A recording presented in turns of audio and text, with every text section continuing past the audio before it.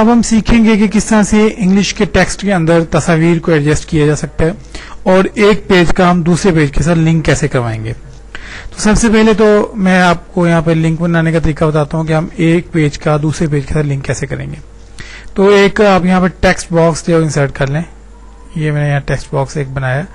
اب میں کسی ورڈ کی فائل میں سے کچھ ٹیکسٹ جو کاپی کر کے لے آتا ہوں. یہ اس میں ٹیکسٹ میں لکھا ہوا ہے, یہاں سے میں ورڈ کی فائل میں سے کاپی کر کے لے جاتا ہوں اور کولڈرا کی فائل میں سے اس ٹیکسٹ باکس میں پیسٹ کرواتے ہیں. اب یہ جو ٹیکسٹ میں نے اس میں بیسیکلی پیسٹ کروایا ہے اس کا ڈیٹا ایک پیج سے زیادہ ہے, تو مجھے یہاں ایک اور پیج انسرٹ کرانا ہوگا. یہ پلس کے بٹن سے میں نے اس میں ایک اور پیج انسرٹ کروایا, یہاں پر ایک اور کالم بنا دیا.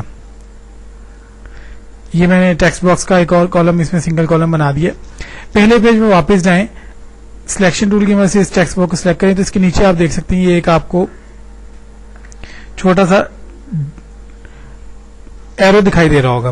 اس ایرو کے اوپر آپ نے جو ہے وہ کلک کرنا ہے ایک مرتبہ. جیسے آپ اس پہ کلک کریں گے تو آپ کے کرسر کے ساتھ ایک پیج سا لنک ہو جائے گا.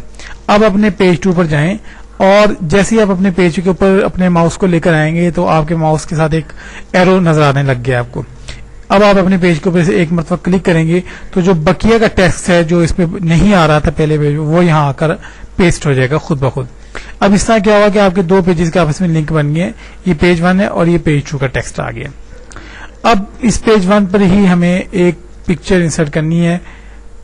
یہ دیکھیے امپورٹ پر جائیں گے اپنی فائل کو اور ایک پکچر امپورٹ کروائیں گے. یہاں پہ یہ پکچر میں لگا دیتا ہوں. یہ دیکھیں اب یہ پکچر تو میری اس ٹیکسٹ کے اوپر آ چکی ہے. میں یہ چاہ رہا ہوں کہ اس ٹیکسٹ کے اندر اس کو ایڈجسٹ کروا دوں. تو اس کے لیے طریقہ کرتی ہے کہ یہ آلریڈی سلیکٹ ہوا ہے. یہ آپ ٹول دیکھ سکتے ہیں اپنے اسکرین پر. اس پہ جب کلک کرتے ہیں تو اس کے ساتھ مزید آپشن ہمیں یہاں پر نیچے ملتے ہیں, جیسے text flows left, flows right, standard text flows left. ان میں سے جو آپ کا مطلوبہ سٹائل ہو آپ اپنے پریویو میں دیکھ سکتے ہیں. کانٹور میں ہے, اسکوئر میں ہے, تو اس کی آپ سیٹنگ کروا سکتے ہیں. اگر میں اس کو ٹیکسٹ فلوز رائٹ کرواتا ہوں تو اس کے ساتھ ہی ٹیکسٹ کی ریپنگ کے یہ اس میں انچز کے اندر آپشن آ رہے ہیں کہ آپ اس کا سائز کتنا دور آپ کا ٹیکسٹ سے ہوتے تھے اپلائی کروانے کا. جیسے آپ اوکے کریں گے تو آپ کا ٹیکسٹ کے اندر یہ تصویر خود بخود ایڈجسٹ ہو جائے گی. یہ دیکھیے اگر یہ زیادہ ہو جائے تو آپ اسے کم بھی کروا سکتے ہیں.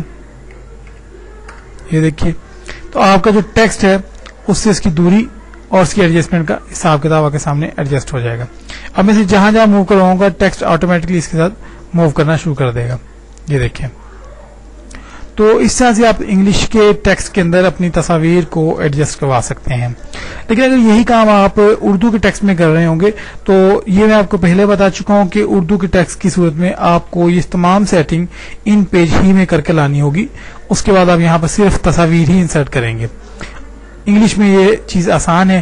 انگلش کے ٹیکسٹ کے اندر آپ کو صرف تصاویر یہاں پر انسرٹ کروانے کے بعد یہ تھوڑی سی سیٹنگ کرنی ہوگی.